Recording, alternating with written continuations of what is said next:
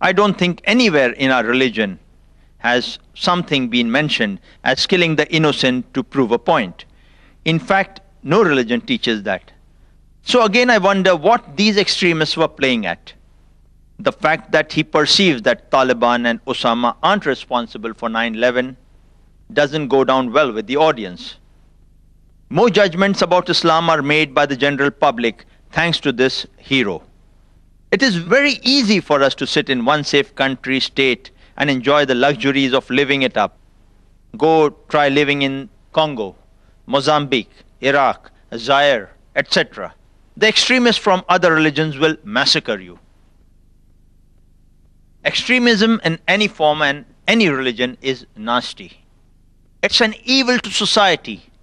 It should be suppressed.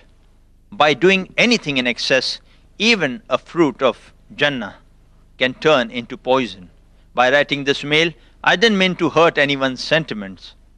I'm sorry if I have. Instead, I want to just reach out to all of you in my own little way to tell you that although I'm not a 5 times namazi, I do have certain values in me that I believe are in line with what Islam preaches. I'm sure all of you are far better pious and balanced Muslims than me. I firmly believe that in my own little way, I will try to make people change their wrong perception about Islam by projecting Islam to be tolerant, humanity-respecting religion. Cheers. I and P.S. Barkha or nobody else was being biased. If anyone is biased, it is Dr. Zakir. Come on, it's a freaking debate where there will be differences of opinion, not one-tracked conversation. Brothers and sisters, you would have noticed we have had some positive comments, some critical. This was one of the comments which was critical of the earlier statements. I'm presenting the various viewpoints in a balanced format before all of you, so you appreciate the kind of responses we are getting to the program. Some positive, some neutral, some critical. Then we have a response to this email on the same site by Sarfaraz Ali Khan. Walaikum assalam to all who wished me, and assalamu alaikum for others to join later. This is in response to True Indian Muslim had said about the show. As my brother has said, he doesn't have to go to the CNN or BBC to check whether Osama planned the 9/11 attacks. If he did not see it on the media channels, then where did he see it, and on which channel he saw that Osama took ownership, or which newspaper did he read in? See, I'm not supporting Osama. If he has done it, we condemn. But if he has not, then brother, just on the basis of suspicion, 50,000 Afghanis were killed. I would like to ask you, have you seen Loose Change? If you have not, then see it. This documentary has not been done by any Muslim. It has been done by an American. And you will see that the Taliban, speaking in English, though you might not understand Arabic, they asked for a proof from the Americans that Osama was behind it. And they said, if they provide it, then they themselves will hand over Osama. This telecast was just shown once on the news channels, and after that it was never shown. Brother, you said go to Iraq, Zaire, Congo.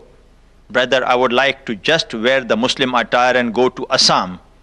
The Ulfa is going to butcher you like anything. They are specially trained to kill Muslims. 749 confirmed attacks. Guess what Zakir Naik did? In his full attire, gave a public speech. Alhamdulillah, this is the power of Islam, to walk on the way of Allah. If you are not doing your duty, don't ask others to stop doing dawah. I appreciate that you are trying to teach others in your own sweet way. But what about the rest who would teach them? This man runs a channel which is viewed by over 70 million people. It has outbeaten God TV. Brother, our job is to deliver the message, not to convert them, so that on the judgment day you can give the shahada that you delivered his message to them. But at least try. And who knows, you might open the doors of heaven for someone. And this man has opened the doors to heaven for hundreds of people, May Allah give peace and show all of us the right path. That was a long and interesting discussion and comments on this article initiated by Imran Ali. We have Brother Manoj Mishra, a non-Muslim, who has given this interesting comment. It's strange that a person of Dr. Zakir Naik's caliber and fame, an expert in the field of comparative religion, is not given time to speak, but instead people like Soha Ali, Shahrukh Khan, and lesser known Kabir Khan is given all the time to speak on issues which they hardly know. Let the specialist of that field speak out rather than novices of the field. Yes, if Soha or SRK or Kabir Khan or Salman Khan speak about films, it's okay.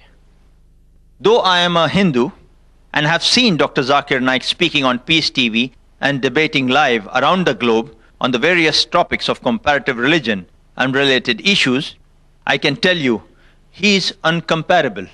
Barkha, by not giving time to Dr. Naik, has done great injustice to the stature of the person. Dr. Naik is Dr. Naik. Dr. Naik should never come to any TV debate where he is not allowed to speak or express his views. Thanks. Humayun Kabir says, I have watched the videos. Dr. Zakir Naik should not have gone there.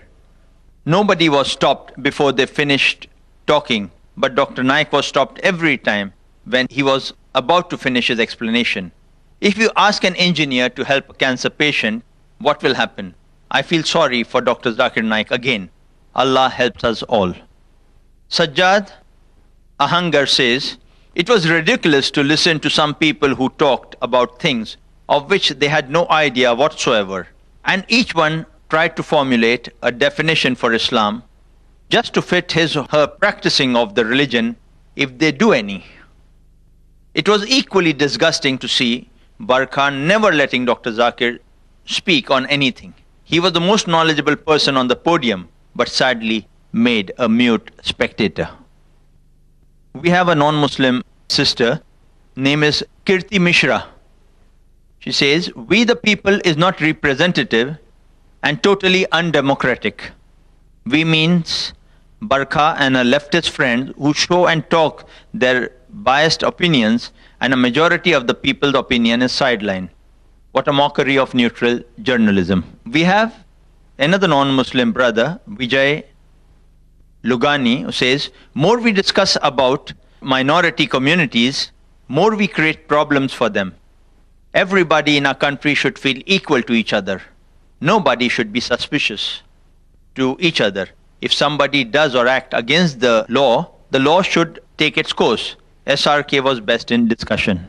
Before I go on with the further comments, I would like to throw open the floor for comments from our learned brothers, our audience collected here today. We thank you for your patient listening to these long comments and initiation of understanding of this topic, TV talk shows and analysis. May I request the brothers who would like to put forward their comments first, and later on any question. We'll allow questions later on to Dr. Zakir. I would like your comments regarding the TV talk shows. Yes, brother. Well, my observation and comment on the program of NDTV 24/7 was that Dr. Zakir Naik was the only person out of the 8 speakers who did not interject any speaker. And all the others in the panel continuously kept on interjecting. The most out of them was Alec and Kabir. In fact, Kabir interjected Dr. Zakir Naik at least 3 times. It was as though he was asked to cut short whenever he was about to speak. And if you notice that Dr. Zakir Naik kept raising his hands for about more than 75% of the time of the entire program, and what was shown on the TV was just that raising once or maybe twice. So the program was definitely edited over there. What I would say is that Dr. Zakir Naik was the only person out there who was following the rules of the program like a true Muslim, in spite of him being sidelined for the entire program. Thank you. Jazakallah.